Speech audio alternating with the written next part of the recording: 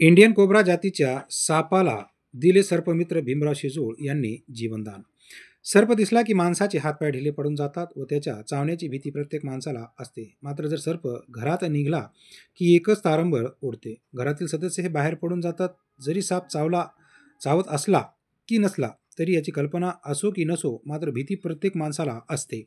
याचाच दिनांक 1 एप्रिल रोजी सकाळी 10:30 वाजता रिसोड शहरातील महात्मा फुले नगर भागातील भांदुर्गे यांच्या घरात इंडियन कोब्रा जातीचा अत्यंत विषारी साप निघाला व घरात एकच तारंबळ उडाली. घरातील सर्व सदस्य हे बाहेर पडले. आता काय करावे काय नाही करावे हे त्यांना सुचेनासे झाले. मात्र या दरम्यान रिसोड शहरातील युवा सर्पमित्र भीमराव शेजूळ वय 27 वर्ष यांना याबाबतची माहिती देण्यात आली व क्षणाचाही विलंब न करता भीमराव शेजूळ हे भांदुर्गे यांच्या घरी पोहोचले व लोखंडी कपाटाच्या मागे असलेल्या सर्पाला अत्यंत सावधगिरीने त्यांनी पकडून बाहेर आणले. त्यामुळे भांदुर्गे परिवाराने सुटकेचा निश्वास घेतला. सर्पमित्र भीमराव शेजूळ यांनी सदर साप हा अत्यंत विषारी व कोब्रा जातीचा असल्याचे सांगितले.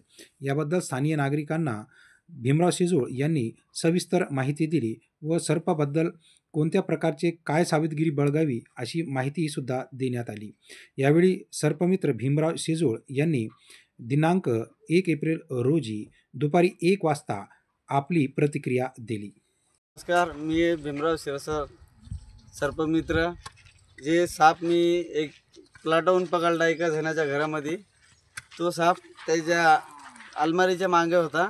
ती बाई लेडीज गेली ती खोलायला अलमारी आणि त्याच्यानंतर साप दिसला. मला त्यांनी कॉल करून बोलवले की भाई आमच्या घरी साप आहे या म्हणून. तर मी आता ही साप तिथून आणला पकडून, आता जाऊन फॉरेस्ट्री खात्यामध्ये सोडून देईन.